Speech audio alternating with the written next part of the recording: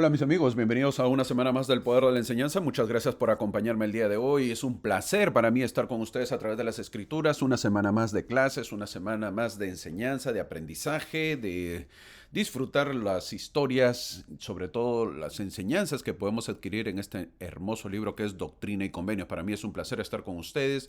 Lo disfruto de verdad porque trato de compartir lo que uno va aprendiendo, lo que uno sabe y obviamente que eso les pueda ayudar a ustedes puedan tener más alternativas para que puedan enseñar ese conocimiento a los demás, que ese es el objetivo, obviamente, que todos podamos edificarnos en venir a Cristo. Así que a empezar la clase, a disfrutarla y a poder aprender, a tomar notas, a poder hacernos preguntas y saber y conocer un poco más de la historia de la iglesia. Como saben, estamos estudiando Doctrina y Convenios. Nos corresponde ya a la semana del 6 de octubre al 12 de octubre, esperando que hayan tenido una bonita conferencia general de la iglesia, la última del año 2025, obviamente son semestrales y esperando que lo disfruten o que lo hayan disfrutado. Como saben, estamos estudiando el manual Ven, sígueme de la Iglesia de Jesucristo, de los Santos de los Últimos Días. También estamos en el episodio número 41. Ya nos acercamos, nos falta octubre, noviembre y diciembre, 3 meses y terminamos este canon. Ya estamos en la sección 111 que veremos el día de hoy hasta el 114. Espero que estés al día, espero que puedas eh, terminar también tus metas de poder leerlo este año y poder saber de que has leído un libro más de las Escrituras y conoces un poquito más y ha aumentado tu fe, tu testimonio, que ese es el objetivo. El objetivo de la clase es poder fortalecer nuestra fe, poder aumentar nuestro testimonio, poder darnos ánimo de que tenemos que seguir adelante a pesar de las dificultades. Como saben, el día de hoy veremos lo que es Yo dispondré todas las cosas para vuestro bienestar, dice el título de la clase. Yo dispondré todas las cosas para vuestro bienestar. Siempre el Señor, cuando lo ponemos primero, Él dispondrá todas las cosas para nuestro bienestar. Obviamente en su tiempo, en su manera, en su forma, sobre todo a su debido tiempo. A veces ese tiempo que el Señor toma, perdón, el Señor toma a veces es un tiempo en la cual que nosotros queremos que sea más rápido, más acelerado. El Señor no actúa así, no trabaja así, ya lo vamos conociendo, el Señor tiene su tiempo, tenemos que tener mucha fe, mucha paciencia y esperanza. Un verdadero fiel creyente en Cristo ya creo que a estas alturas que hemos visto, hemos conocido el Antiguo Testamento, el Nuevo Testamento, el libro de Mormón, tenemos que aprender que el Señor obviamente que quiere que sus hijos, nosotros, que somos sus seguidores, seamos hombres de fe perseverantes, o sea, perseveremos, continuemos a través del tiempo, sobre todo hombres de fe con paciencia, tengamos paciencia que las cosas no suceden inmediatamente como uno quiere en el tiempo del hombre, sino en el tiempo del Señor, y esa es la fe que uno tiene que demostrar. Entonces, ese es el título de la clase. Yo dispondré todas las cosas para vuestro bienestar. No dice cuándo, no dice en qué momento, no dice inmediatamente, pero sí lo va a hacer. Y esa fe y esa esperanza tenemos que tenerla, mi amigo. Si nosotros no tenemos fe y esperanza y paciencia, las cosas se complican y mucho. ¿Eh? Así que tenemos que ir conociendo cómo se trabaja los seguidores o cómo quiere el Señor que sean sus seguidores, ¿verdad? Cómo debemos ser los seguidores de Cristo, cómo espera que sean sus seguidores y los requisitos que deben tener. Esta semana veremos 4 secciones, la que son la sección 111, que veremos el mayor tesoro. Veremos también la sección 112, hablaremos un poco más también otra vez de los 12 apóstoles. Hablaremos un poco del libro de Isaías en la sección 113 y en la sección 114, una sección pequeña dirigida a David Paren o David Patten, como quieran llamarlo, los nombres es en inglés y obviamente lo vamos a ir conociendo, miembro del quórum de los 12 apóstoles era. Así que 4 secciones es pequeña, casi 4 páginas fáciles de poder leer y poder aprender. Agradezco a todos los que se suscriben, muchas gracias de verdad por suscribirse, muchas gracias porque también le he visto que se suscriben y me ponen comentarios como saben, lo he comentado, he abierto un canal nuevo que es en TikTok.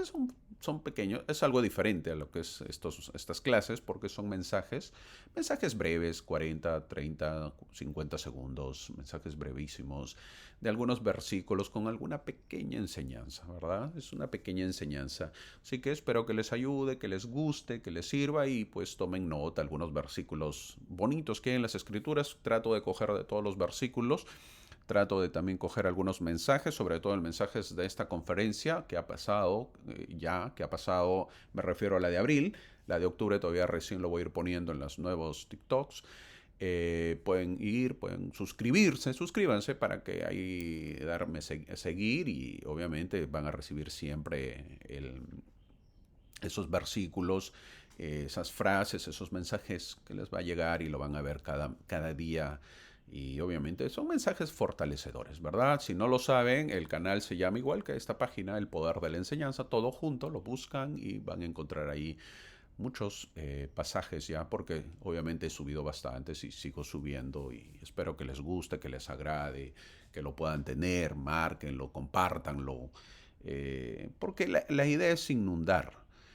Como yo les he dicho, este canal, obviamente son 4 años ya que estoy terminando, el cuarto año, por los 4 libros de las Escrituras, del canon de las Escrituras de la Iglesia, es prácticamente dirigido a gente miembro de la iglesia, ¿verdad? Alguien que no es miembro de la iglesia no va a entrar a este canal porque no tiene idea, no sabe, no conoce y no quiere ni conocer de repente.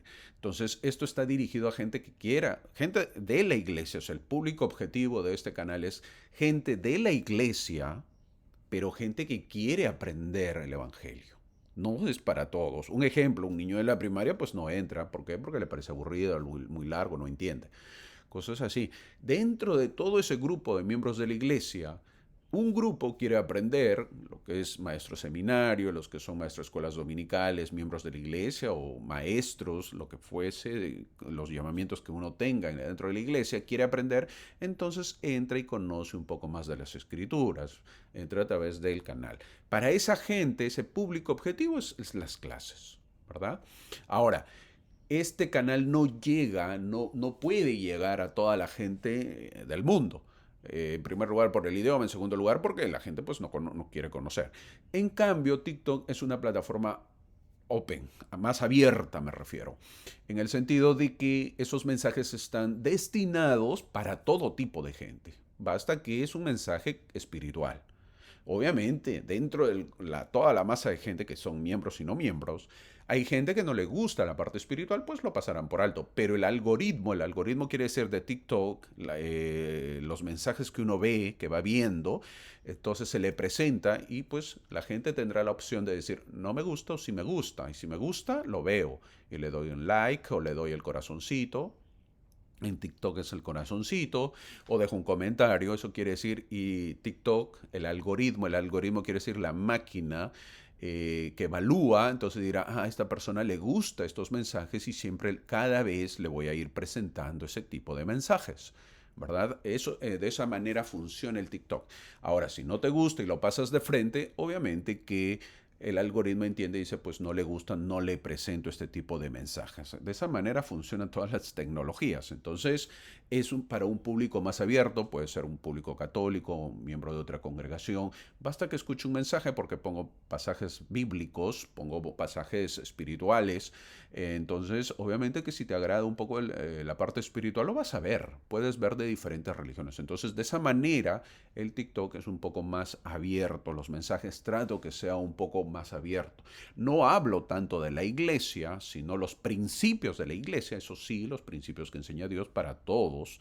¿Y por qué? Porque es un público general. Espero que haya explicado bien, a diferencia de YouTube, donde vemos esta clase que ya es para un público que conoce un poco más, que tiene conocimiento de la iglesia. Ok, espero la diferenciación, espero que te suscribas en TikTok y que me sigas, pues si gustas. Si no gustas, no hay problema. Sigamos adelante. Ok. Vamos a conocer un poco más de estas secciones que vamos a ver el día de hoy. Vamos a conocer un poco más de la historia. de la sección 111 y veremos en qué parte de la historia ya estamos, ¿ok? ¿En qué parte? ¿En qué parte estamos? En que la semana pasada fue gloriosa por lo que vimos. ¿Qué vimos? La sección 109 y 110, donde dedicaron el templo de Kirtland y tuvieron visiones maravillosas. Muchos creyeron que el milenio había empezado porque Cristo había venido, pero estaban muy lejos de la verdad. ¿Ok? Hay que entender que son gente nueva, gente que recién está conociendo más el Evangelio. Nosotros obviamente ya tenemos un poco de tiempo, ya conocemos un poco más, entonces es diferente, pero ellos nuevos, imagínense que tengan revelaciones, visiones, obviamente dijeron el milenio ya llegó, ¿ok? Cosa que no era así. Poco a poco ellos se van dando cuenta que no era así. Ahora, estamos en verano de 1836. ¿Cuánto tiempo tiene la iglesia? 6 años. Hay que recordar que el 6 de abril de 1830 se reorganiza la iglesia, se organiza la iglesia. 6 de abril de 1830, no se te olvide, mi amigo, un miembro de la iglesia tiene que saber cuándo se organizó la iglesia. Ahora, ya estamos en verano de 1836, por lo tanto han pasado 6 años y como siempre, y buen tiempo, nos encontramos que en Kirtland. Es bueno saber que Kirtland es una comunidad en crecimiento y próspera. En 1836, Kirtland también ha vivido milagros, un templo dedicado, derramamientos de dones, pero, aquí hay un problema. También tienen deudas abrumadoras. Es bueno mencionar que uno puede tener milagros, uno puede sentir el espíritu, uno puede tener reuniones fantásticas, pero las deudas siguen pendientes. Las deudas no se van. Uno puede tener una hermosa reunión dominical, pero al día siguiente es lunes, mi amigo. Y empieza la semana. Uno puede tener un hermoso día de reposo, hermoso domingo, una hermosa conferencia general, conferencia de estaca, conferencia de barrio, unos poderosos testimonios. Puede ser, wow, se me faltarían palabras para explicarlo, pero uno puede sentir todo el espíritu y tu fe y tu testimonio pueden ser fuertísimos el domingo. Pero al día siguiente es lunes, hay que ir a trabajar, hay que pagar deudas, porque las deudas nos esperan. En inglés se dicen los biles, que viene a ser el bill, que viene a ser las facturas de espera. Entonces las deudas no se van. Uno puede tener una hermosa reunión, pero al día siguiente seguimos con los problemas de la vida. No hay que comer, a veces, o hay que tener que trabajar, o no hay trabajo, hay enfermedades, hay desilusiones. La vida tiene que continuar. Y no solo era para la iglesia. Esto es algo que debemos saber un poco más. Cuando el país o las ciudades les va bien, ¿qué sucede? Todos queremos que nos vaya bien. Es decir, mi vecino compra un carro, pues yo también quiero un carro, porque todo bien, todo va bien. Entonces, ¿qué sucede? La gente se endeuda. Todos empiezan a pedir préstamo y muchos santos pedían préstamos. Por lo que al aumentar los préstamos, obvio que te vas quedando pobre. Pero como todo está bien, no te das cuenta que eres pobre, porque siempre se dice que como hay trabajo, con el trabajo se paga la deuda, mientras haya trabajo. ¿Qué hacían los santos de ese entonces? Sobreextienden su crédito. ¿Y qué sucede? El mercado no es capaz de sostener eso, en algún momento va a colapsar. Toma nota de esto porque en 1837, es decir, al año siguiente, va a haber en todo el país, es decir, en todo Estados Unidos, una crisis financiera. Muchos bancos cierran y las tierras pierden su valor cuando hay crisis. Ahora, los líderes de esa época habían estado tan preocupados por pagar sus deudas que habían optado por una estrategia imprudente. ¿Nos parecemos a ellos o no? ¿O solamente los criticamos? Igualito, sí, así somos. Nos encanta a veces tomar estrategias imprudentes. Había terminado de construir el templo de Kirtland, los santos, hermoso templo de Kirtland, todo bonito y la asistencia fue pues sin precedentes, pero el proceso dejó a José Smith con una deuda de aproximadamente, toma nota, $13,000. Sí, mi amigo, $13,000 en 1836. Algunos lo dicen esta cantidad, algunos lo dicen esa cantidad. No se sabe, pero más o menos es así. ¿Te imaginas con esa deuda? ¿Y lo espiritual? Una vez más, la vida, mi amigo, es así. Nos toca lidiar, movernos con la parte espiritual y con la parte temporal. He oído a muchísima gente que no quiere que llegue el lunes.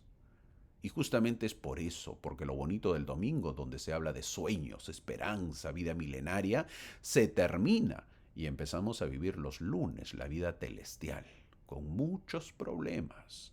El templo dicen que costó entre 20 a 30 mil dólares aproximadamente. Y hay una deuda de 13 mil dólares. 13 mil dólares de repente para esta época es nada, es nadísima. Imagínate esa palabra que, que uso, nadísima. Es nada, pues no existe la palabra nadísima, ¿verdad? Pero lo pongo. Porque es nada, 13 mil dólares para la construcción de un templo. Al día de hoy, como ya lo he mencionado algunas veces, no baja de millones de dólares en cualquier parte del mundo. Eso es lo que cuesta un templo ahora construir en la época. En ese tiempo 13 mil dólares y no había el dinero. En Kirtland corre el rumor de que en Salem o Salem, Massachusetts, otro estado de Estados Unidos, otro lugar, hay una suma considerable de dinero que podría aliviar la carga. ¿Te imaginas escuchar eso? Dinero. ¿En otro lugar? Y tú con deudas? ¿Y dónde queda Salem? Aproximadamente a 15 días de viaje descansando. Ahí les pongo el mapa, ahí lo pueden ver. Miren la línea azul, en la parte izquierda está Kirtland y en la parte derecha está Massachusetts, cerca del Océano Atlántico. En estas circunstancias, José se arriesgó. Un hombre llamado Jonathan Burgess le había contado que había mucho dinero enterrado en el sótano de una casa en Salem.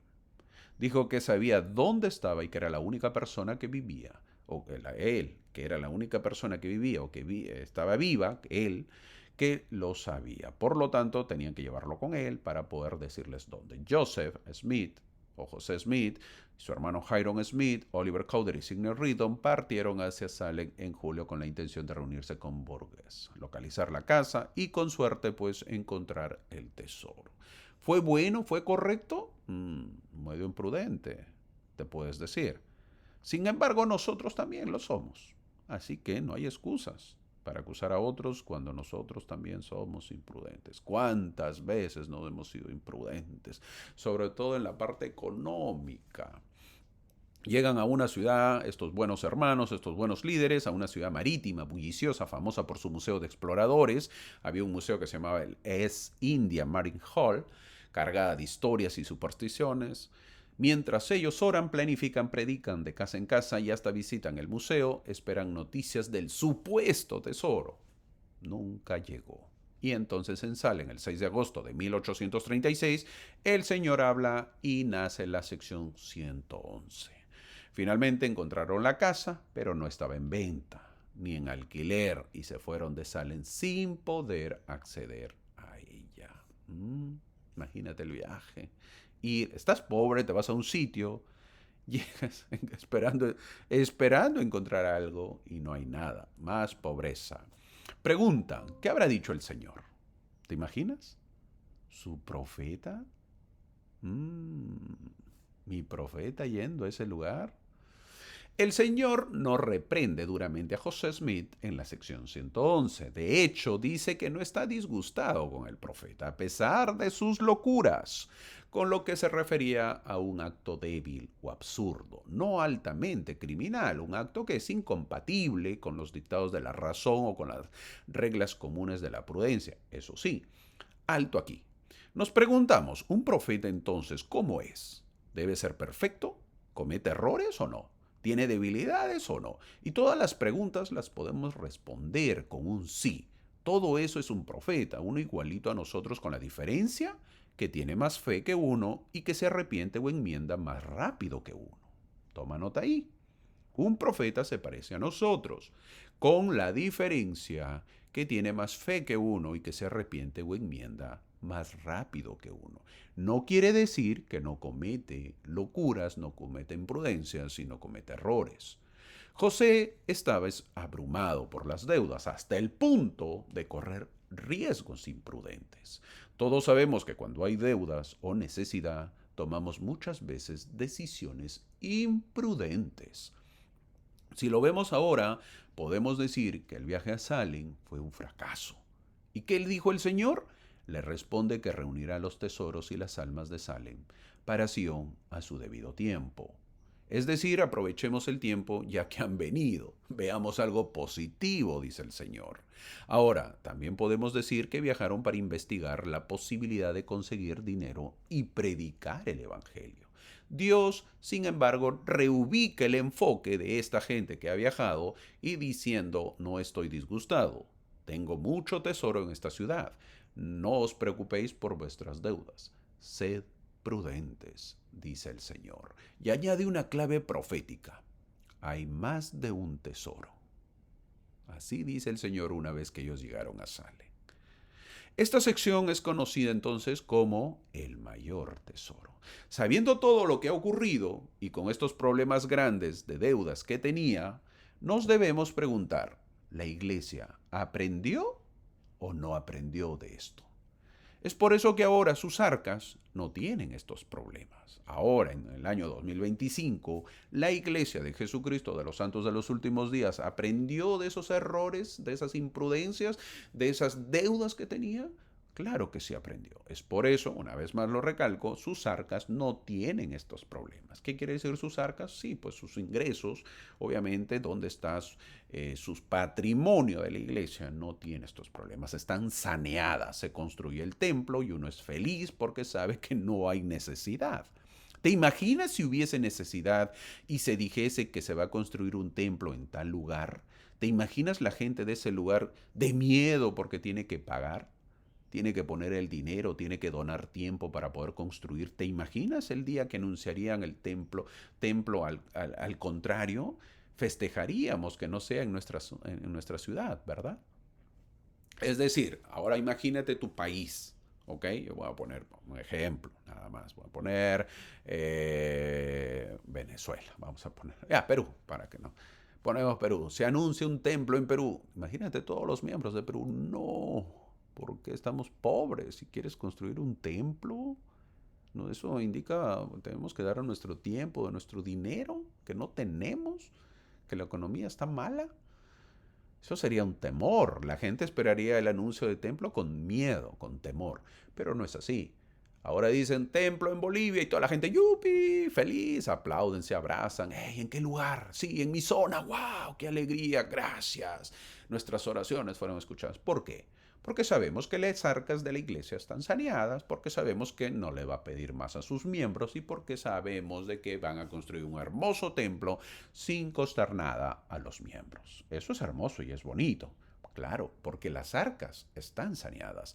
Hermanito, no dejo de pensar cómo el profeta fue en busca de un tesoro. Bueno, te cuento que hasta la fecha, a mi amigo, 2025, toma nota, hasta la fecha hay engaños y formas de poder obtener rentabilidad rápida. Y eso, mi amigo, no existe. Ejemplos, ¿sabías que se promociona que por cierta cantidad de dinero puedes invertir en terrenos de agricultura, por ejemplo? ¿Sabías? Puedes invertir, en ejemplo, en maíz. Por ejemplo, pones tus $20,000, es decir, que supuestamente inviertes en unos terrenos inmensos que tiene la gente, que obviamente lo parceliza, lo divide, y tú dices, hey, te lo rento, dame $20,000 y esta parte va a ser tuya. Así promocionan. Y con tus $20,000 lo van a sembrar una parte del terreno, que el maíz siempre da. Tú das el dinero y supuestamente una parte de esa siembra es tuya. Y cuando se venda, te dan la ganancia. ¿Por qué? Porque el maíz siempre se vende. Y es verdad que se vende. Te lo dicen tan hermoso y tan bonito que te dan ganas de invertir inmediatamente. Pero no te dicen que en agricultura no siempre es ganancia. A veces hay sequía, a veces hay mal clima, hay heladas. Es decir, un negocio es un negocio, pero no necesariamente al 100% de ganancia. Hay otro negocio, por ejemplo, comprar minerales en una mina. ¿Has escuchado? La mina, te dicen, compra minerales en esta mina. ¿Por qué? Porque en la mina siempre hay minerales. Obvio, toda mina da minerales. Y tú inviertes tus 5,000, tus $10,000 y luego te darán la ganancia. Lo que no te dicen es, ¿y a quién reclamo? ¿A quién pido si me quiero salir del negocio? Creo que ya lo he contado. Hace años, en Perú, lo cuento, conozco de otros lugares, pero a veces hablar de otros sitios hace sentir mal a la gente. Mejor hablo de mi país, así que nadie se puede sentir mal porque obviamente es mi país. Hace años, en Perú, una financiera llamada CLAE, todo peruano, si tiene mayor de 30, 40 años, va a saberlo eso, o perdón, 40, 50 años, pues vas a verlo, ¿verdad? Porque hace años pasó. Una financiera llamada CLAE te pedía, escucha bien, mira cómo le pedía. Te pedía, esta financiera, te pedía que inviertas dinero, tus ahorros, que lo inviertas, que lo deposites como un banco y te pagaba una tasa alta de interés. ¿Cuánto, hermano? El 13% mensual. 13% no lo paga nadie, pero ellos lo pagaban. Y llegó a pagar hasta el 100% anual. Es decir, una locura. Y les conté yo también que mi compañero de escuela, su padre era taxista. Tenía un carrito y taxiaba y de eso vivían. Y vendió su taxi y lo puso el dinero en CLAE. Y ya no trabajaban ellos. Toda la familia no trabajaba. ¿Te imaginas? A esos niveles se llegó. Ellos vivían de los intereses. Mi madre, que trabajaba, pasaba todos los días por su casa y los veía descansando. Y le decían, señora, invierta en CLAE. Le irá bien, ya no trabaje. Y yo, que era un adolescente en ese entonces, también escuchen bien, yo le dije a mi mamá, a mi madre le dije que lo haga. ¿Quién no quiere eso? Muchacho, yo. Dígame, ¿quién no quiere? A lo que felizmente mi madre me dijo que nada hay gratis y que siempre hay que trabajar. Menos mal que no me hizo caso. Luego de un tiempo salió a luz que CLAE era una estafa. Es decir, que era una pirámide. Miles de peruanos lloraban. Algunos se suicidaron. Yo vi gente adulta llorar por quedarse sin sus ahorros. La familia de mi buen amigo que vendió el taxi nunca pudo recuperarse. Las deudas a veces nos hacen tomar decisiones imprudentes. Ahora, quizás algunos estén pensando, hermano, pero el que no arriesga no gana. Pues hermano, ¿usted qué va a saber del negocio? Cuando es un negocio con todo claro, mi amigo, hay que arriesgar, porque así son los negocios. Pero cuando te dicen que vas a tener algo sin esfuerzo y tus ganancias son altas, eso no existe. Ahora, veamos la sección para entenderlo más. En el versículo 1, el Señor les dice que no está disgustado a pesar de sus imprudencias. Estoy seguro que el Señor se habrá reído de su viaje, ¿verdad? Y habrá dicho, pobres muchachos. Lo mismo que dice de nosotros y de nuestras imprudencias. Bueno, la deuda seguía y mientras la deuda sigue y no hay solución, parecía necesario idear maneras de salir de sus apuros actuales. Con este fin se organizó una institución bancaria. Imagínate, se vienen más dificultades. Se organizó una institución bancaria llamada la Sociedad de Seguridad de Kirtland. Te lo repito en español, Sociedad de Seguridad de Kirtland. Es la traducción. Era una institución bancaria en Kirtland. Y esto fue peor todavía, porque no iría nada bien, tanto así que muchos, pero muchos de la iglesia se apartaron, obviamente. Ahora, podemos decir que la operación bancaria en Kirtland fue una locura aún mayor que la de Salem. Ahora, en estos tiempos, lo podemos decir. En los 2 años siguientes, la quiebra de este banco pondría a prueba la fe de todos los santos. Muchos abandonarían la iglesia, mi amigo, y el profeta abandonaría Kirtland y trasladaría la sede de la iglesia. El viaje tuvo mezcla de buena intención y mala estrategia. Aún así, el Señor no está disgustado y reorienta sin humillar. En el versículo 2, el Señor les dice que tiene mucho tesoro en la ciudad. Muchas personas, dice el versículo 2. El tesoro principal para el Señor son las personas, no el oro. El lenguaje de la revelación desliza que el verdadero hallazgo serían almas, que Dios recogería para el beneficio de Sion. Después de unos años en Salem, hubo muchísimos bautizos. El Señor tuvo esa visión. Muchos miembros se unieron a la iglesia. Dios desvía un tesoro terrenal hacia el tesoro de la salvación de vivos y muertos. En el versículo 5 les dice, no os preocupéis por vuestras deudas. Qué bonito es escucharlo eso del Señor. Dios no ignora lo temporal, mi amigo. Promete dar para pagarlas a su debido tiempo, liberando al profeta de una ansiedad que podía nublar decisiones. Sí, mi amigo, las deudas te nublan. Las deudas te hacen creer y soñar y escuchar cualquier cuento. Hay que ser muy fríos para no dejarse llevar por los engaños y estafas que siempre existen. La misión del profeta era llevar a cabo la restauración. Las preocupaciones económicas eran prioridad con frecuencia, pero el Señor no quería que perdiera su tiempo en esas preocupaciones temporales. Esperaba que sus santos proveyeran para el reino y a veces se decepcionaba por su incapacidad para sacrificar dinero por la causa. En este caso particular, José había ido en busca de dinero. Sin embargo, con el tiempo y quizás en parte gracias a esta experiencia, José Smith aprendió a dejar que el dinero viniera a él. Aunque a decir verdad no le fue bien a José en las finanzas. Este versículo es reconfortante escucharlo siempre. Nos encantaría oírlo siempre. Mi hija un día me dijo, les cuento, no me tengo que preocupar porque tengo a mi padre, dijo. Esa dijo mi hija. Qué rico, ¿verdad? Qué bonito es escuchar eso. ¿Cuánto? Qué bonito es ser hijo, ¿verdad? Qué delicia soñar, pues que alguien nos esté diciendo esto y se cumpla, ¿verdad? Porque ese es el hijo. Un profeta con deudas es complicado poder guiar a la iglesia. Es como en una familia donde hay deudas. El padre no puede guiar bien a su familia. Es más, cuando hay deudas, empieza el maltrato, empieza la falta de respeto. El pobre hombre que tiene deudas en una casa, en un hogar, no lidera bien. Ya le empiezan a faltar el respeto, empieza a toda esa la familia que le tenía en alto, pues lo empieza a ver menos, ¿verdad? ¿Por qué? Porque no provee, no hay, y solamente hay deudas, vienen a cobrar y cobrar y cobrar y siguen cobrando. Eso es terrible en una familia. Muchos hogares se destruyen obviamente por ello. Ahora, este versículo resume la sección. ¿Cuál es? La tranquilidad. No os preocupéis. ¿Y qué pasó después? No hubo cofre de oro.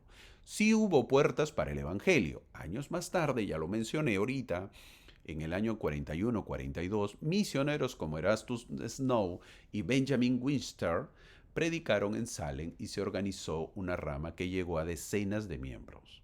Es decir, una cosecha que cumplió la promesa de más de un tesoro. Hasta la prensa local registró el avance, imagínate, pero años después. La profecía se cumplió en personas, no en dinero. Esta sección termina diciendo en el versículo 11 que sean prudentes. Estamos en agosto de 1836 y es una época próspera. Hay mucha ambición en ese tiempo. Todos creen que la prosperidad continuará. Esto sucede en todo lugar.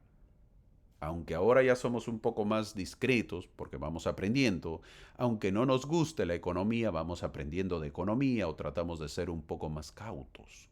Como dice este versículo, somos un poco más prudentes. Y estos buenos santos, viendo que hay posible prosperidad, comienzan con un banco que veremos más adelante. Esta sección termina con una esperanza que da el Señor. Yo dispondré todas las cosas para vuestro bienestar. Y aprendemos que cuando nuestros planes son apresurados, Dios no nos desecha, nos reorienta. También aprendemos que no debemos esclavizarnos al afán por el dinero. Haz lo que te toca con orden y honradez. Confía en Él. La promesa que dice, os daré poder para pagar. Siempre recordar que la paz guía mejores decisiones que el pánico. Si quieres saber el fin de esta historia, te la cuento. La visita que hicieron no fue del todo exitoso en la parte espiritual porque no bautizaron a mucha gente, pero sí dejaron la semilla y esta floreció años después, en el año 1841. Es decir, se fueron por oro, no encontraron oro. Se fueron por el tesoro y no encontraron tesoro, sino sembraron la semilla de un tesoro espiritual para que mucha gente conozca el Evangelio. Entramos a la sección 112. Esta revelación es conocida como la palabra del Señor dirigida a los 12 apóstoles. Para ello yo te cuento lo que pasaba. No olvidemos que era 1836, fue uno de los años más espirituales para la iglesia, porque los santos tenían templo y habían tenido visiones. Pero 1837 fue uno de los peores años de la iglesia primitiva. Y quizás te estás preguntando, pero hermanito, ¿cómo puede ser esto posible? Esta gente no aprende. ¿No se supone que deberían llegar más bendiciones y más bendiciones? Quizás tengas razón, mi amigo, pero también debes saber que el enemigo está atacando y viendo cómo hacer caer a las personas. En el Antiguo Testamento, cuando el gran Moisés, sí, Moisés el grande, cuando subió en el Sinaí y se le mostraba todo porque estaba en la presencia de Dios, supuestamente uno debe pensar que el pueblo estaba esperándolo en oración o viviendo una vida recta, ¿verdad? Eso uno cree. Pero, ¿qué dicen las escrituras? ¿Qué sucede cuando baja Moisés? El enemigo está listo para atacar y había atacado al pueblo. ¿Qué aprendemos y debemos tomar nota? Que las mayores experiencias espirituales son seguidas de las peores cosas inimaginables. ¿Te imaginas a Moisés bajando con las planchas de los mandamientos y el pueblo adorando un becerro de oro? No estoy exagerando, eso dice el Antiguo Testamento. El próximo año lo vas a ver y lo estudiarás. En Éxodo capítulo 32, versículo 19 dice, y sucedió que tan pronto como Moisés se acercó al campamento, vio el becerro y las danzas. Y se incendió la ira de Moisés y arrojó las tablas de sus manos y las hizo pedazos al pie del monte. Fin del versículo. Te lo leo porque quizás no lo recuerdes. Y si deseas más, ya lo lees tú pues con más detenimiento. Ay, hermanito, qué exagerado es usted, porque quizás eso es una vez nomás. ¿Una vez? No, mi amigo. Vamos al libro de Mormón. El gran Nefi también le pasó lo mismo. ¿Dónde? Los capítulos 11, 12, 13 y 14 de Primera de Nefi relatan la visión que tuvo Nefi. Pero ¿qué pasó? Terminada la visión, ¿qué pasó? Eso lo dice en Primera de Nefi, capítulo 15, versículo 1. Y ocurrió que después que yo, Nefi, hube sido arrebatado en el espíritu y hube visto todas estas cosas, volví a la tienda de mi padre. Dice, agrego mis palabras, por si acaso yo lo estoy agregando. Bajé contento, saltando de alegría, con un testimonio fuerte, poderoso, listo para avanzar con mi familia. ¿Por qué? Porque ahora no hay quien nos detenga. Eso lo estoy agregando yo, eso no dice el versículo 1. ¿Qué dice el versículo 2? Miren la felicidad que venía Nefi. Dice, y sucedió que vi a mis hermanos y estaban disputando entre sí concerniente a las cosas que mi padre les había hablado. Fin del versículo. ¿Te imaginas qué habrá pensado Nefi? Mejor me regreso a la visión. Esto no cambia. No, me regreso. Ahora, volviendo a estos tiempos, ¿pasa lo mismo o no? También pasa lo mismo. Un hermano que sirve en un llamamiento y tiene un servicio espiritual vuelve a casa, a los problemas de siempre, con la familia o con el mundo. Cuando vamos al templo salimos con una espiritualidad grande, por ejemplo, y cuando tenemos que lidiar con el tráfico en la casa con los hijos o al día siguiente en el trabajo. ¿Sabías? Y no lo quería decir, pero es bueno que lo sepas. Lo mismo le pasa a un misionero retornado. ¿Te imaginas 2 años predicando el evangelio duro, yendo casa por casa, haciendo oraciones, ayunos, tratando de trabajar poderoso su prédica del evangelio y con poderosas experiencias espirituales y regresas a casa y ves a tu familia que no hace oraciones, que no son miembros, que no van a la iglesia, que no visitan, que no hacen sus noches de hogar? Déjame decirte que es fuertísimo, ¿eh? Es un contraste pero duro. ¿Qué sucede? Luego se inactivan. Uno de los motivos por los que se inactivan es por ello. Obvio que no lo dicen porque ni ellos mismos lo saben, pero es la realidad. Volviendo a la historia de esta sección, veamos si el pueblo ya está preparado después de tan maravillosas experiencias espirituales. Llegaron a 1837. Ya estamos en 1837, en el mes de julio, es decir, ha pasado casi un año sin revelaciones. Ya los santos de Kirtland tenían templo. Entonces, ¿indica que las cosas mejorarían? ¡Yupi! No. Eso indica que las bendiciones llegarían a los miembros de Kirtland, ¿verdad? Bueno, veamos la historia, no sin antes ponernos a pensar que no deberían llegar las bendiciones con la construcción del templo. Sí, ¿verdad? ¿O no? Cuando hay un templo en una ciudad, ¿no indica que las bendiciones llegarán a esa ciudad? Una pregunta. ¿Y qué pasa con la oposición? ¿Qué pasa con los desafíos? Es decir, ¿ya no hay desafíos, no hay pruebas, no hay oposición? Bueno, Satanás sabía que no pudo evitar la construcción del templo de Kirtland, pero sí de Missouri. Ahora atacaría por otro lado. Sabía que la prosperidad es un arma de doble filo y que el amor al dinero es la raíz de todos los males. Ahora, a pesar de las deudas, el profeta seguía pensando en grande.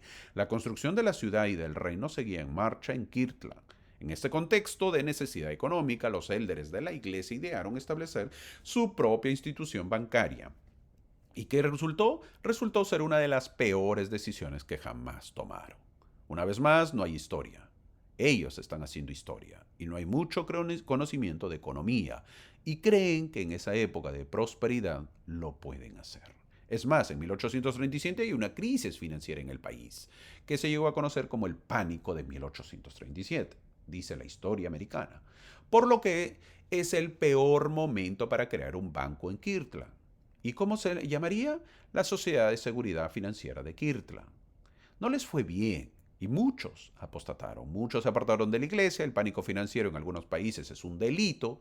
¿Quieres saber qué es un pánico financiero? Te lo cuento. Todos sabemos que los bancos tienen los ahorros de las personas que han depositado su dinero. Pero ¿qué pasaría si todos deciden ir al banco y solicitan sacar sus ahorros, su dinero? ¿Qué pasaría? Bueno, el banco quiebra. Entonces, ¿qué pasaría si se corre la voz que la situación del banco está grave? Habría un pánico financiero por lo que toda la gente va a sacar su dinero del banco y el banco quebraría. ¿Qué hubieses hecho? ¿Seguías fiel en la iglesia o te hubieses inactivado? Ay, hermanito, yo hubiese seguido. ¿Seguro? Si nos inactivamos porque no nos saludan, si no vamos a la iglesia porque llueve o porque no nos dan el llamamiento que queremos, así que no somos diferentes nosotros a los pioneros, somos iguales o más todavía. Entre el 10 a 15% de miembros se apartó de la iglesia en ese entonces y muchos líderes tambalearon. Y el profeta José Smith perdió muchísimo, pero sigue firme. José Smith, ¿creen que aprendió o no aprendió? Volviendo a la historia nuevamente, después del brillo del templo en Kirtland, una comunidad herida por deudas, una banca fallida y olas de desánimo que alcanzaron incluso a líderes muy queridos. En ese torbellino, el 23 de julio de 1837, el Señor reveló a José Smith un mensaje para Thomas B. Marsh. ¿Y quién era? Nada menos que el presidente del quórum de los 12 apóstoles. Ahí se está marcando. Voy a poner un cuadro que ya lo presenté en una clase pasada, que yo recuerde. Estos eran el quórum de los 12. Miremos dónde estaba Thomas B. Marsh. Al siguiente año, que es 1838, Thomas B. Marsh se aparta de la iglesia. Si no lo recuerdan, él, Thomas B. Marsh, es el esposo de la mujer que discute con otra por el intercambio de leche con la nata. Las dos hermanas se pelearon por la nata de la leche y por eso se enojó Thomas B. Marsh, lo que llegó al punto de inactivarse y perder su puesto en el apostolado. Esta historia es conocida en la iglesia. La leche de la nata que dos hermanas se pelearon. El esposo de una de ellas era Thomas B. Marsh y se aparta de la iglesia. Mira dónde está. Era el presidente del quórum de los 12. En esta revelación, Marsh había convocado a los 12 para el 24 de julio, buscando unir a un quórum sacudido por la crisis. Al llegar a Kirtland, supo que ya se había enviado a Everett Kimball, a Orson Hyde a Gran Bretaña, Inglaterra. Buscando reconciliación, acudió a José Smith. Marsh mismo escribió la revelación mientras el profeta la dictaba. La sección empieza en el versículo 1 diciendo que había orado por sus hermanos, refiriéndose a sus hermanos del quórum, porque el presidente del quórum, no olvidemos que fue llamado por ser el mayor en edad. En épocas posteriores se estableció que la fecha de ordenación determina la antigüedad en el quórum, y así viene siendo hasta el día de hoy. Te lo repito si no lo entendiste. ¿Qué quería decir eso en ese entonces? Que el quórum de los 12 se llamó, como se llamó a todos el mismo día. ¿Cómo se llama? Se tuvo que poner el orden. Para poner el orden lo establecieron a través de la edad cronológica. Es decir, el Thomas B. Marsh era el mayor en edad cronológica y lo pusieron primero. Y así se puso a los demás. Obviamente que eso luego fue cambiado. Ahora no es por edad cronológica, sino por el día que te llaman. Es decir, qué figura se ponen en el orden de acuerdo al día que te llamaron como apóstol. No se olviden, ya lo he mencionado y yo creo que ya lo saben. Luego le recalca que se ha humillado en esta sección y por eso será ensalzado perdonándole sus pecados. En el versículo 3 se le da muchas promesas a Tomás siempre y cuando pueda seguir fiel. En el versículo 5 el Señor le pide voz firme mañana tras mañana, le pide constancia, que se haga oír su voz amonestadora y no dejen dormir sus palabras. Oliver Cowdery, después de llamar a los 12 apóstoles, que él fue con Martin Harris, les aconsejó: sean celosos por salvar almas. El alma de un hombre es tan preciosa como la del otro. El Evangelio debe extenderse y lo hará hasta llenar toda la tierra. Tienen una obra que realizar que ningún hombre puede realizar. Deben proclamar el Evangelio en su sencillez y pureza. Y los encomendamos a Dios y a la palabra de su gracia. Esto se encuentra en la historia de la iglesia, fin de la cita. Eso dijo Oliver Cowdery al quórum de los 12. Luego vienen muchas promesas, pero estas promesas son para el presidente del quórum de los 12, que en este momento era Thomas B. Marsh, pero que el año siguiente se apartaría de la iglesia. Es interesante notar que en el versículo 7 diga: tu camino queda entre las montañas. El único lugar donde hay montañas era en Utah, y Thomas B. Marsh sería el único, no sería el líder, sino Brigham Young como presidente de la iglesia el que llegaría. He puesto nuevamente el orden de los 12 para entenderlo. El presidente del quórum, tal como se ve, es Thomas B. Marsh, que luego dejaría el cargo. El que sigue es David Payton o David Patten, el cual moriría en un enfrentamiento con una turba en Crow River. El 25 de octubre de 1838, él fue asesinado a tiros. ¿Quién es el tercero? Es Brigham Young en la sucesión. Estoy explicando clarito para que se pueda entender y luego sepan quién sería el sucesor del profeta José Smith más adelante. En el versículo 8 dice: por tu palabra muchos de los soberbios serán humillados. Y en el versículo 9, tu voz será un reproche, le dice. Con esto nos dice que Thomas B. Marsh, era un potente orador. Un año atrás, la historia dice que Thomas B. Marsh, habló de la persecución que habían sufrido los santos y lo hizo en forma tan elocuente que el general Hutchinson y otros se conmovieron hasta las lágrimas. Los hizo llorar. Es decir, era un gran orador Thomas B. Marsh. En estos versículos se habla de promesas, pero estas promesas no se cumplieron porque él luego se apartaría de la iglesia. El versículo 10 también se le dice que sea humilde para que el Señor lo lleve de la mano. Comenzó desafiando la justa decisión del Sumo Consejo y de la primera presidencia en un caso trivial, como ya lo mencioné, en el que estaba involucrada su esposa, y terminó traicionando a la iglesia.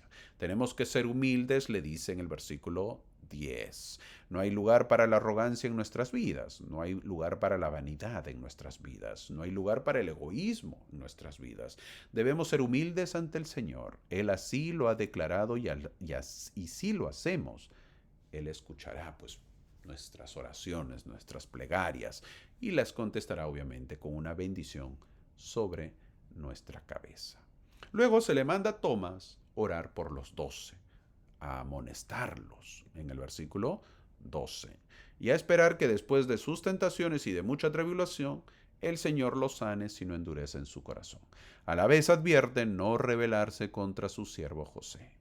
Cuando se dio esta revelación, mi amigo, algunos miembros del Consejo de los Apóstoles se rebelaban abiertamente y mostraban una actitud muy amarga hacia el profeta. El Señor se esforzó por inculcarles que el profeta era quien poseía las llaves de esta dispensación y que las conservaría constantemente hasta su venida. El Señor deseaba inculcar a los apóstoles y a los otros miembros de los consejos de la iglesia que no había abandonado a su profeta y que estaría con él hasta el fin. En el versículo 15, el Señor les dice en especial a los 12 que no sean soberbios.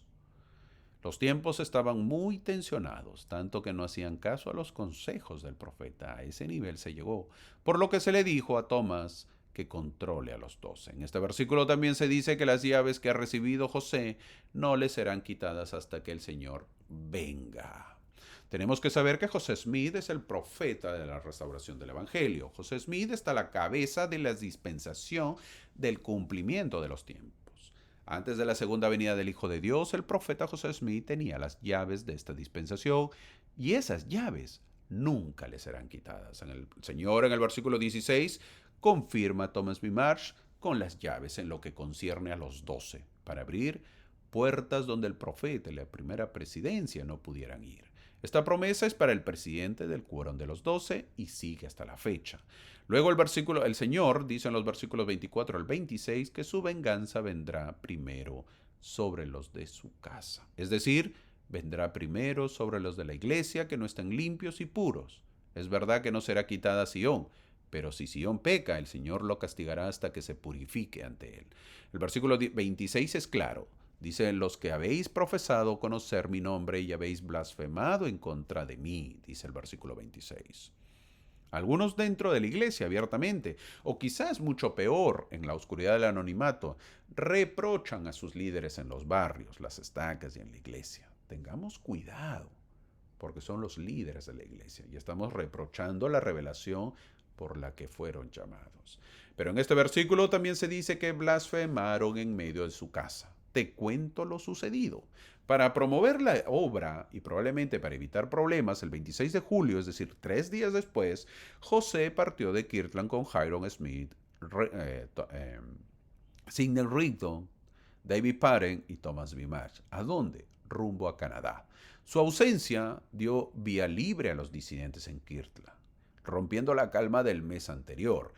Elise Snow, quien estaba presente, declaró posteriormente. Ella contó que los disidentes afirmaban que el templo les pertenecía, es decir, se apartaron de la iglesia y tomaron el templo. Pues y dijeron, bueno, pues a nosotros hemos construido, hemos puesto nuestro tiempo, hemos puesto nuestro pequeño dinero, por lo tanto el templo nos pertenece, porque no se había pagado. Este grupo eran liderados por Warren Parrish, el cabecilla, y armados con pistolas y cuchillos de monte, ocuparon los púlpitos del este el domingo por la mañana cuando Joseph Smith, papá, estaba dirigiendo.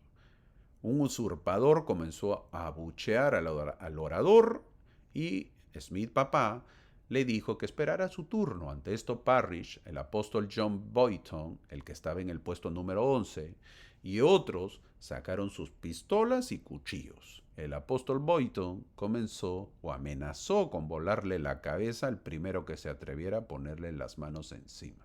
Imagínate en el templo, un apóstol, esto sería una notición, ¿verdad? Eso pasó, eso pasó. Qué triste, ¿verdad? ¿Dónde está lo espiritual, las visiones? Imagínate con una pistola. Entre los gritos, mujeres y niños intentaron pues saltar por la ventana asustados. Los agentes se llevaron a los alborotadores, quienes como contramedida acusaron a José Smith, papá, y a otros de agresión, lesiones, disturbios, hubo mucha molestia.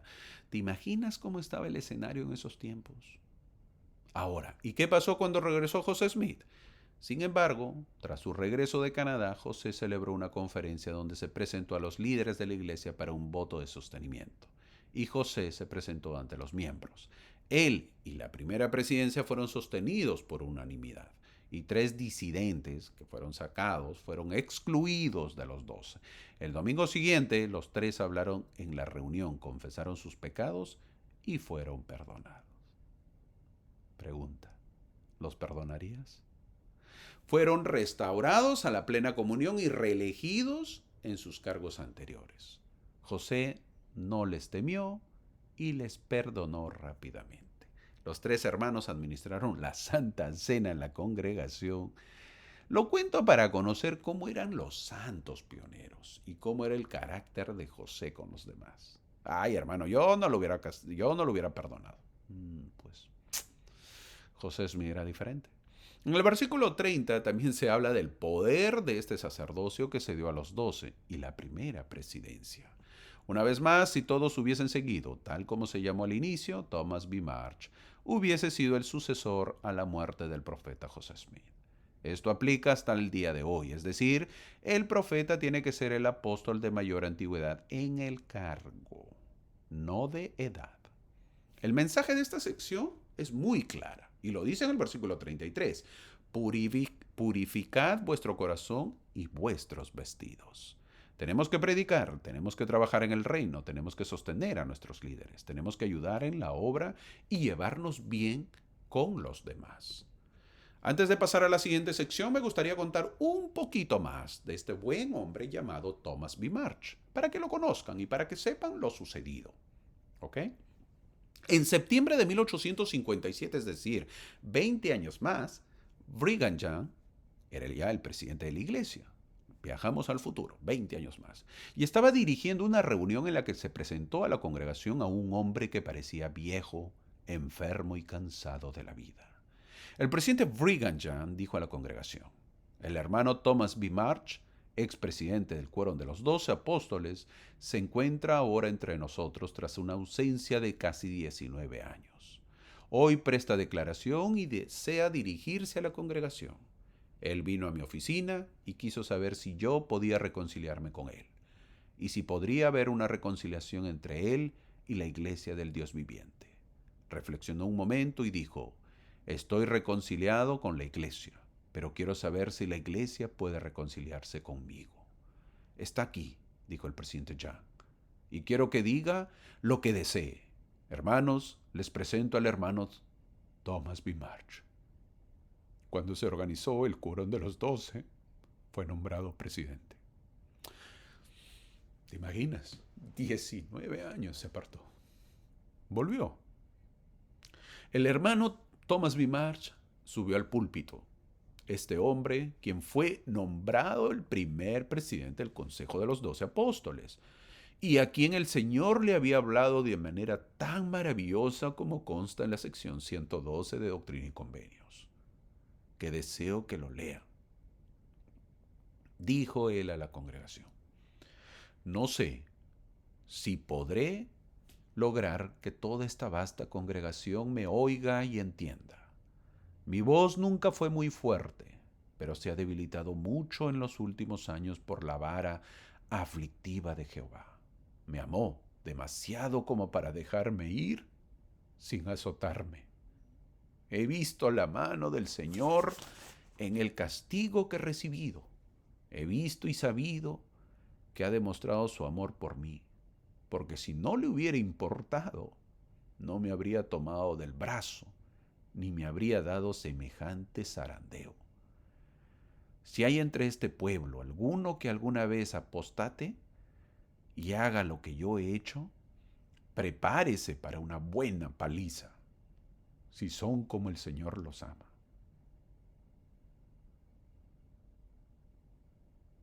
Pero si siguen mi consejo, se mantendrán firmes ante las autoridades. Pero si se van y el Señor los ama tanto como a mí, los azotará de nuevo. Muchos me han dicho, continuó, ¿cómo es posible que un hombre como tú, que comprendía tanto de las revelaciones de Dios, registradas en Doctrina y Convenios, se haya desviado? Les dije que no se sintieran demasiado seguros, sino que tuvieran cuidado. No fuera que ellos también cayeran, pues no me inquietaba la posibilidad de que los hombres se desviaran. Puedo decir en referencia al Quórum de los 12, al que pertenecía, que no me consideraba ni un ápice inferior a ninguno de ellos, y supongo que otros opinaban lo mismo, pero que nadie se sienta demasiado seguro, porque antes de que lo piensen sus pasos resbalarán. Entonces no pensarán ni sentirán ni por un instante como antes de perder el Espíritu de Cristo, porque cuando los hombres apostatan, se les deja arrastrarse en la oscuridad. Eso está en Diarios de Discursos en la sección 5, 206. Poderoso, fin de la cita, poderoso testimonio de Thomas B. Marsh. 19 años le costó. Una vez más, esta sección subraya que Marsh, con un problema de arrogancia, escuchó selectivamente la revelación. ¿Por qué? Porque se quedó con lo que exaltaba su investidura y no escuchó la orden de ser humilde y de no rebelarse. Al poco tiempo cayó en abierta oposición y fue excomulgado. Décadas después volvió con una carta llena de humildad, lamentando lo perdido. La revelación del versículo 10, sé humilde, Era el antídoto que él no quiso beber a tiempo. No hay verso más práctico para esta sección que la sección 112, versículo 10. Sé humilde y el Señor tu Dios te llevará de la mano y dará respuesta a tus oraciones. Fin del versículo. Haz de este texto, mi amigo, tu respiración. Enciende tu día con oración por tus hermanos. Limpia el corazón, ciñe tus lomos y sal. No con ansiedad, sino con autoridad. ¿Salir a qué? A abrir puertas que solo el cielo puede abrir. Te quería compartir esta pequeña historia de este buen hombre que volvió después de mucho tiempo y nos aconseja a tener mucho cuidado. La sección 113, conocida como Interpretación de pasajes del libro de Isaías. Esta sección es dada en marzo de 1838, casi 8 meses después de dada la última revelación. ¿A qué se debe? En Kirtland todo es un caos. Para los líderes de la iglesia, en enero de 1838, Kirtland arde en conflictos. José Smith y Sidney Rigdon salen a caballo de noche para salvar la vida una vez más. Es enero y es invierno en Estados Unidos. Y así salen los líderes. Los perseguidores los rondan armados y aún así continúan hasta llegar a Far West, Missouri. Y 3 meses después llegan en marzo. Puedes huir, pero los temas espirituales siguen ahí, apenas instalado. José responde una serie de preguntas sobre Isaías. Parte de ellas proviene de preguntas de Elías Higbee. Este intercambio de preguntas y respuestas es lo que hoy conocemos o leemos como Doctrina y Convenios, sección 113. Mucho antes, el ángel Moroni había citado a José Smith el capítulo 11 de Isaías y dijo que estaba por cumplirse.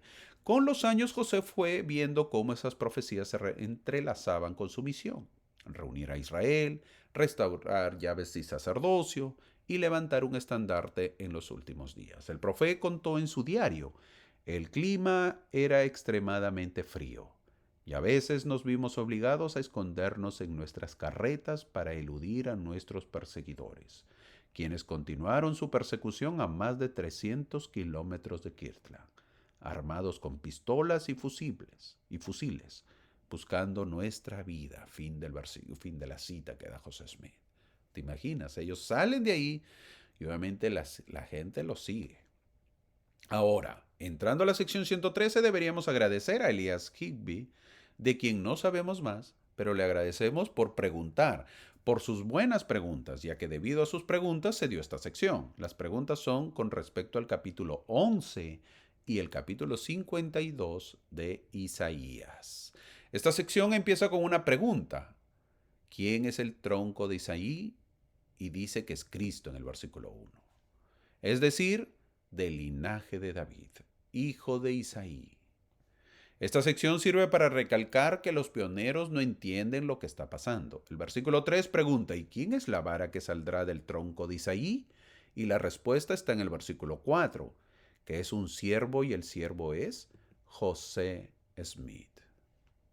El profeta José estaba destinado a llegar a ser un gran siervo en las manos de Cristo. Luego podemos aprender que el ministerio de José Smith estaba ligado al ministerio de Cristo por los escritos de Isaías. Cristo no vendría por segunda vez hasta que José Smith hubiera cumplido su misión de restaurar el sacerdocio, las llaves y las ordenanzas que evitarían la destrucción del mundo en la segunda venida. Esta sección nos ayuda a entender más y recordar que cuando Moroni se apareció a José Smith el 21 de septiembre de 1823, ese santo mensajero citó el capítulo 11 de Isaías, diciendo que estaba a punto de cumplirse. El versículo 6 dice que el sacerdocio será pendón para el recogimiento del pueblo en los últimos días. El sacerdocio está sobre la tierra en la actualidad. Es el poder de Dios dado a los hombres para actuar en su nombre y para sus propósitos. En el versículo 7 se menciona a Elias Higbee, un hombre que vivía en Missouri, que también fue echado y perdió sus posesiones. Él falleció a los 47 años de cólera, la enfermedad. Ojalá hubiese hecho muchas más preguntas, ¿verdad?, para que el profeta pueda responder. Ahora, con todo lo que pasó, Elías, al ser echado de su casa, pregunta en el versículo 7, ¿qué quiere decir vístete de tu poder, oh Sión? Muchos santos de Missouri estaban dispuestos a luchar antes que someterse a más opresión. Quizás Elias Higby sentía lo mismo. Quizás se preguntó si vístete de poder o Sion era un llamado a las armas. Cuando yo he leído la historia de que los santos fueron echados de Missouri, muchos me han dicho, hermano, si yo hubiese estado, yo hubiese peleado. De mi casa no me botan, y menos si no estoy en falta o no he cometido nada malo. Yo peleo. Sorry, pero peleo, hermano. Siempre en estas secciones he oído a decir eso en diferentes lugares. ¿Eh? Ahora, ¿te imaginas los pioneros? ¿Querían o no querían venganza? El Señor le dice en el versículo 8 que vestirse de poder significa vestirse con la autoridad del sacerdocio. Es decir, antes de pelear, magnifica tu sacerdocio. Sé digno de tu sacerdocio, ten el poder de tu sacerdocio. De esa manera puedes tener poder. Ese es el poder que el Señor desea para su pueblo. Ahora, la pregunta del 9 también pareciese que está buscando autorización. Elias Higby para poder atacar a los que han maltratado, ya que su pregunta es, ¿qué significa que Sion suelte las ataduras de su cuello? Dice el versículo 9. Esto lo dijo Isaías de Israel, porque Israel estaba atado como un esclavo ante su amo, pero las ataduras eran autoimpuestas. Ellos mismos se lo pusieron por su desobediencia. Estas ataduras, dice el versículo 10, son maldiciones de Dios sobre el pueblo. Así termina esta sección, donde vimos que el Señor les dijo, vístete de poder, oh Sion, vístete con la autoridad del sacerdocio a la que Sion tiene derecho por linaje. Con ese poder se restablece Sion y se efectúa la redención de Israel. La sección 113 que acabamos de leer nos recuerda quién lleva la obra y cómo se hace. Cristo es el centro y la fuente. Él comisiona a un siervo con llaves para levantar un estandarte que convoca a reunir Israel. En 1838 eso significaba firmar la restauración en medio de la adversidad. Esta revelación es la primera que José recibe en Far West, recién escapado de Kirtla, en ese dolor. Doctrina y Convenio, sección 113, no es un rompecabezas académico, es una llamada. En la noche más fría el Señor habló de poder, llaves y reunión. Cuando Él habla, la historia cambia. Una sección donde el Señor le dice al pueblo que tienen a su siervo José Smith, no puedes decaer en tu fe, pase lo que pase, porque es un siervo de Dios. Es decir, ellos son el pueblo del Señor y están siendo guiados por su profeta. Ahora, entramos a la sección 114, conocida como Revelación dirigida a David Pare. Nos mudamos, ya no estamos en Kirtland, sino en Far West, Missouri. Es abril de 1838. El polvo de los caminos aún no se asienta. Los santos se están reagrupando, Kirtland queda atrás y el liderazgo de la iglesia vive una sacudida dolorosa.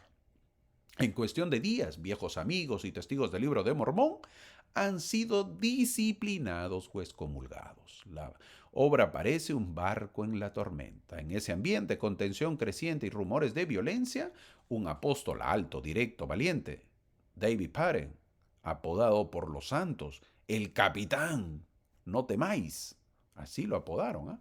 Era alto, era directo, era fuerte, por si acaso.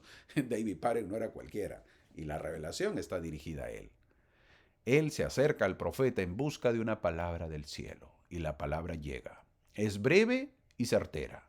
¿Qué le dice? Arregla tus negocios. Alístate. La primavera entrante partirás en misión con los 12 para llevar buenas nuevas al mundo. También llega un aviso solemne. Si alguien niega el nombre de Cristo, el Señor plantará a otros en su lugar. Poco después, la historia dará un giro estremecedor. Antes de que llegue esa próxima primavera, David Pare, caerá herido de muerte en Crook River y no irá en persona a esa misión. Pero el quórum irá. Y el Señor llenará cada vacío con nuevos testigos. La obra continúa siempre.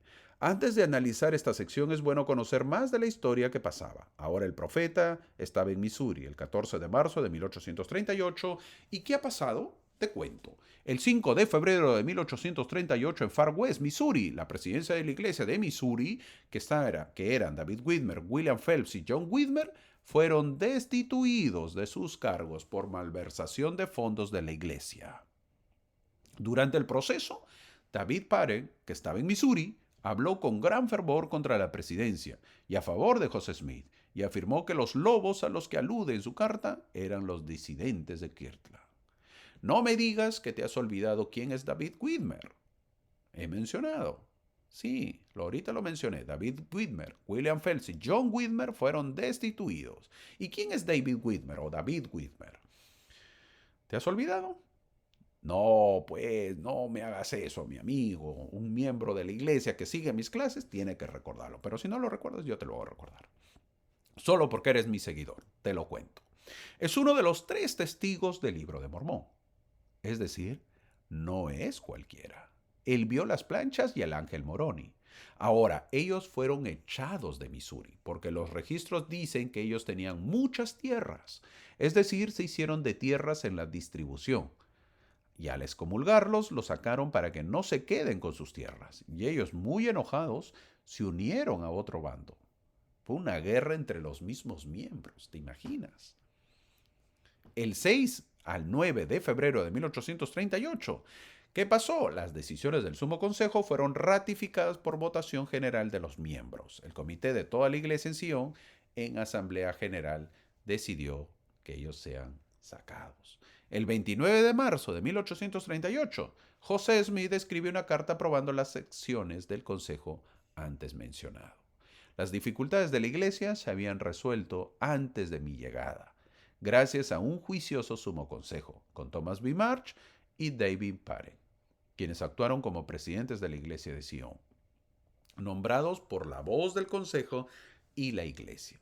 William Phelps y John Whitmer fueron separados de la iglesia, mientras que David Whitmer permaneció hasta el momento. Los santos en este momento están unidos y la paz y el amor prevalecen en todas partes. En una palabra, el cielo sonríe a los santos de Colwell. Eso dice la historia de la iglesia. El 12 de abril de 1838, Oliver Cowdery es excomulgado. Eso está en la historia de la iglesia, capítulo 3 del 16 al 18. Como dato que ya lo he dado, pero te hago recordar, Oliver Cowdery era muy amigo de los Whitmer y estaba casado con una hija de los Whitmer, que tenían 6 años, y a ese entonces tenían 6 años de casados. Es decir, eran familia cercana con los Whitmer. El 13 de abril de 1838, David Whitmer es excomulgado. José Smith y su familia llegaron a Far West, Missouri, el 14 de marzo de 1838. 4 días antes de su llegada, el Sumo Consejo de Missouri había excomulgado a William Phelps y a John Whitmer. Un mes después, el 2 y 13 de abril de 1838, Oliver Cowdery, David Whitmer y Lyman Johnson, miembro del Quórum de los 12, también fueron excomulgados. Lo leo con una pena. Es verdad que lo leo rápido, lo menciono rápido, lo comento rápido o lo digo rápido, pero son gente que está siendo, gente líder que está siendo sacada de la iglesia. En ese momento, el profeta ya no estaba completamente seguro de en quién podía confiar. Hombres a quienes consideraba hermanos, tanto en Kirtland como en Missouri, lo habían traicionado o simplemente habían perdido la convicción de que seguía siendo un profeta. ¿Te imaginas en esos momentos? Claro, se lee o se comenta o lo digo o lo cuento, pero son personas que son sacadas, son líderes, son gente mano derecha del profeta, gente que ha tenido visiones, gente que sabe. ¿Cómo crees que se sentía en esos momentos al profeta? Analizando esta sección, empieza hablando a David Parent. Él fue el segundo en el apostolado, por orden después de Thomas B. March. Ya lo he mencionado, David era un hombre fiel y obediente. Él mismo cuenta que un día te cuento esta historia que no lo vas a encontrar, creo, en cualquier lado. David Paren cuenta, él mismo lo cuenta, que un día mientras viajaba a predicar se le apareció Caín. Sí, Caín, el hijo de Adán. Él se le apareció a pie a su lado. Caín, seguía el paso de la mula en la que cabalgaba, en la que estaba David. Él contó, David Paren contó, su cabeza estaba casi a la altura de mis hombros. Escucha bien, ¿eh? David estaba sentado en su mula, en su caballo, y David era alto, 1,90 m, 6 pies, 2 o 3 pulgadas más, 6,3 pulgadas, para los que quieran en inglés, y en centímetros o metros es 1,90 m más o menos medía, y pesaba como 90 kilos, pesaba más o menos como 210 libras. ¿Verdad? Estoy haciendo en los dos para que lo entiendan los que saben libras y saben pies, y los que saben kilos y saben en metros o centímetros. Era alto. Imagínate sentado en un caballo un hombre alto encima. Y dice que Caín, él dijo, David Paren dice, su cabeza de Caín estaba casi a la altura de mis hombros, mientras yo estaba sentado en mi silla. Es decir, Caín era muy alto, muy fuerte. David era alto y Caín le llegaba a la altura, imagínate, de los hombros, cuando David estaba sentado en su caballo. No llevaba ropa, dijo David Paren. Caín no llevaba ropa, pero estaba cubierto de pelo. Su piel era muy oscura. Le pregunté dónde vivía y respondió que no tenía hogar, que era un vagabundo en la tierra y viajaba de un lado a otro. Dijo que era una criatura muy miserable, que había buscado fervientemente la muerte durante su estancia en la tierra, pero que no podía morir, y que su misión era destruir las almas de los hombres. En el momento en que se expresó así, dijo David, lo reprendí en el nombre del Señor y desapareció inmediatamente. Eso contó David Paren. Esto para mí es algo, de verdad, cuando yo buscando la información para preparar mi clase lo encontré, para mí, que tengo años en la iglesia, es algo nuevo, porque yo nunca lo había escuchado. ¿Mm? Estas son perlas preciosas que uno encuentra pues en las escrituras y te las cuento porque eres mi seguidor. Ahora, si me vas a decir, hermano, ¿y dónde está? Ay, no, pues no me malogres la clase. David siempre era un hombre servicial. David Paren siempre era un hombre servicial. Y como en ese tiempo había mucho disturbio y mucha gente quería echar a los santos de donde se encontraban, David fue en busca de ellos y le dispararon en el abdomen. Luego de ello, David Paren murió. En el versículo 1 de esta sección última, dice que para que cumple una misión en la primavera, pero esta misión nunca lo cumplió porque murió antes. Porque nuevamente la lista de los 12 lo pongo, porque durante este tiempo hubo muchos que fueron desvinculados de la iglesia, y dentro de ellos al menos 4 de los miembros originales del Quórum de los 12 apóstoles fueron destituidos. Por ejemplo, William McLellin fue sacado, Luke Johnson, Lyman Johnson también eran hermanos, y John Boyton, que ya lo mencioné, el que entró con pistolas al templo, también fue sacado. Por otro lado, David Paren se ha convertido en una leyenda pues, en la historia de la iglesia por su valentía y fortaleza personal frente a la adversidad. Fue un intrépido defensor de fe y también del profeta José Smith. Era un hombre de gran fuerza física, muy bueno. Esta sección de versículo 2 dice que al final, que si hay algunos que niegan mi nombre, se instalarán a otros en su lugar. Es desgarrador pensar en la excomunión de la iglesia, de grandes hombres como Oliver Cowdery y David Whitmer. ¿Deberían haber sido más indulgentes? Si bien podemos tenerles aprecio por su fidelidad como testigos del Libro de Mormón, eran parte del plan del Señor que los 3 testigos abandonaran la iglesia. Si no estuvieran de acuerdo con José Smith, podrían argumentar al escéptico, ciertamente negarían el Libro de Mormón. Sin embargo, ninguno de ellos lo hizo, ni dentro ni fuera de la iglesia. Los 3 manifestaron o mantuvieron su testimonio de haber visto al ángel Moroni, de haber oído la voz de Dios y de haber sabido que José Smith fue el que tradujo el Libro de Mormón y que declaraba su veracidad y de haber examinado el registro con sus propios ojos. Es bueno saber que cada uno de los tres testigos se fue o fue separado de la iglesia. Martin Harris, amigo y benefactor de José Smith, también fue separado de la iglesia cuando pasó la quiebra del banco. Él dijo que hubo fraude.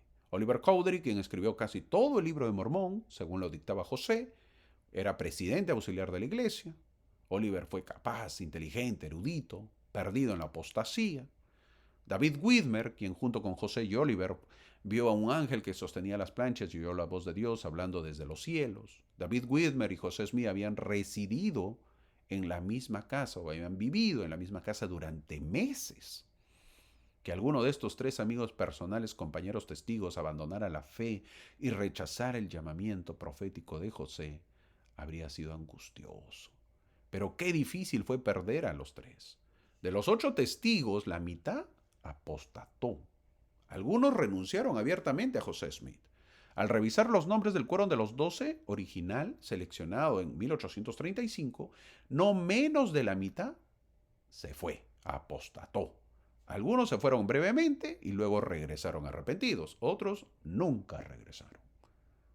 Muchos miembros lo llamaron a José el profeta caído. Esto es bueno que se sepa, mi amigo. Si es un profeta caído, primero tienen que aceptarlo como profeta. Es decir, los miembros lo aceptaron como profeta. Esto debe quedar claro. Todos los miembros de ese tiempo lo aceptaron como profeta José Smith. Eso indica que no hubo un testigo, no hubo 2 testigos, no hubo 3, sino cientos de personas. ¿Alguien puede dudar que era un profeta? Quizás ahora, en este tiempo, no tenga dudas, pero si las tiene es porque no conoce la historia. Es como decir que alguien tenga dudas de los profetas del Antiguo Testamento como Moisés, como Abraham, Isaías o el gran Elías el profeta. Si alguien no los reconoce como profetas del Antiguo Testamento es porque no lee el Antiguo Testamento. Entonces, ¿quieres saber si José Smith es un profeta de Dios? Lee el libro de Mormón, traducido por él, lee Doctrina y Convenios para saber lo que pasó en ese tiempo y lee la historia de la iglesia. Pero no podemos decir que no es profeta si no leemos. Que esto nos sirva para fortalecer nuestro testimonio del profeta José Smith. Ahora, los santos de ese tiempo lo llaman profeta caído. Veamos, ¿en las escrituras existe un profeta caído? Te cuento brevemente. Jonás en el Antiguo Testamento recibió un mensaje como profeta y no obedeció y se fue en sentido contrario. ¿Y qué pasó? Un gran pez lo comió y luego lo devolvió al lugar que tenía que ir. Al final, cumplió. Entonces, no se conoce de un profeta caído. ¿Por qué los santos lo llaman profeta caído a José Smith? ¿Un miembro de la iglesia puede determinar cuándo un profeta es un profeta caído? Es como si los miembros llamaran a alguien para ser el profeta. Así no funciona la iglesia o el evangelio o el reino de Dios. El que llama al profeta es el Señor, es Dios. Y si el profeta no está haciendo lo que se le pide, el Señor lo quita. Los miembros no pueden tomar la determinación de decir que es un profeta caído. Eso es absurdo. Esos tiempos fueron los más difíciles para la iglesia. Hubieron muchas excomuniones y disciplina de líderes prominentes, entre ellos Oliver Cowdery y David Widmer en abril de 1838. En medio de una guía puja interna y persecución externa fueron sacados. ¿Te imaginas? Para terminar, yo he contado lo sucedido del viaje de José a Salem en la sección 111. Pero tengo que decir también que hay historias que quizás puedas encontrar donde se dice que no es verdad. Que es muy exagerado que José Smith viajó interesado en el dinero. Hay muchos detractores que han tergiversado la historia. Lo que debe quedar claro es que las deudas existían. Ahora, no se sabe exactamente la verdad, pero he tratado de poder dar una versión muy probable. También es fácil juzgar. Hay que entender que la mayoría de gente no tenía estudios, así que no saben cómo administrar el dinero ni las finanzas. No podemos pedir o exigir perfección a la gente. También debemos saber que no es que recién los santos estaban endeudados, sino desde 1830 ya estaban endeudados. ¿Y por qué? Porque no estaba establecido la ley del diezmo. Es decir, no había ingresos. Ir a Missouri es endeudarse o volverse pobre. Encima luego los expulsan, es decir, pierden todo, es decir, la gente se queda sin nada. Y los de Kirtland ayudaron, pero no fue suficiente, por lo que también hacen que los de Kirtland se queden pobres. Y los de Kirtland construían el templo que cuesta, es decir, también hace que su economía disminuya. Y como dato adicional, la iglesia tarda mucho para ser solvente financieramente. También es bueno saber que las deudas son de la iglesia y no son las deudas de José Smith, que son aparte. Es decir, estas son deudas de la iglesia, en especial del templo, y José Smith también tenía deudas, pero no están involucradas en esto. Ahora, es verdad que sus deudas personales están mezcladas con las deudas de la iglesia, porque José Smith siempre trataba las urgencias y esto hacía que se mezclen las finanzas. Ahora, las deudas no son porque los santos quieren un nuevo carromato del año o quieren comprar casas lujosas, sino por necesidades. Las deudas son por buenas razones, es por la construcción del templo. ¿Y qué dijo el Señor? Lo resolveremos. Hermano, ¿y por qué hicieron o crearon un banco? Para terminar, te lo cuento. En la frontera estadounidense era común que pueblos del tamaño de Kirtland buscaran un banco para convertir la tierra que adquirían, convertir esa tierra que adquirían, que es un activo líquido, en circulante, es decir, financiar compra de lotes, de viviendas y ayudar a Missouri. Lo que debemos saber, y debe quedar claro, que ellos no pensaron en estafar a la gente o a los miembros. Esa no fue la idea. No fue la idea de que el profeta y los líderes fueran ricos. Esa no fue la idea. No fue un lujo ni avaricia, sino infraestructura económica para un pueblo en expansión. Ahora, hubo muchísimos problemas por la que no funcionó. ¿Cuáles problemas? Si creen que todos participaron, no es así. Hubo una baja participación, más o menos 200 inversionistas, versus 1.800 miembros en Kirtland. Es bajísimo. O sea, de 1.800, solamente 200 participaron. 200 fueron los inversionistas. Un banco pequeñísimo, pero de los cuales muchos eran demasiado pobres o desconfiados. Es decir, no tuvo acogida el banco. El respaldo financiero fue poco claro, no llegaron los respaldos porque no les quisieron dar por ser mormones los respaldos. Por cierto, hubo muchísima oposición, la prensa fue muy crítica con el banco para hacerlo quebrar. Fue empeorado el banco por el pánico financiero de 1837 que ya lo conté. Eso también se sumó que quebrara. No fue un engaño deliberado ni un capricho. Fue una apuesta razonable que chocó con una tormenta perfecta económica y con poco respaldo local. En enero de 1838 recibe revelación de abandonar Kirtland. Parte esa misma noche, familias siguen después. Dejaban atrás el templo de Kirtland. La Kirtland Safety Society, que es la sociedad segura de Kirtland, no fue estafa. Fracasó por una mezcla de diseño débil, hubo hostilidad externa, hubo baja participación y sobre todo la crisis nacional de 1837. Aprendemos entonces que no debemos la fe cuando pasamos de un monte de Sión a un valle de pruebas. Los santos pasaron por esa prueba y nosotros la pasaremos. Tenemos que seguir firmes. No pensemos en Dios como un director de cine que tiene todo escrito en un guión y que todo pasa por una razón, en un sentido rígido. Sino, tenemos que pensar en Dios, en Él, como el entrenador en el campo de juego.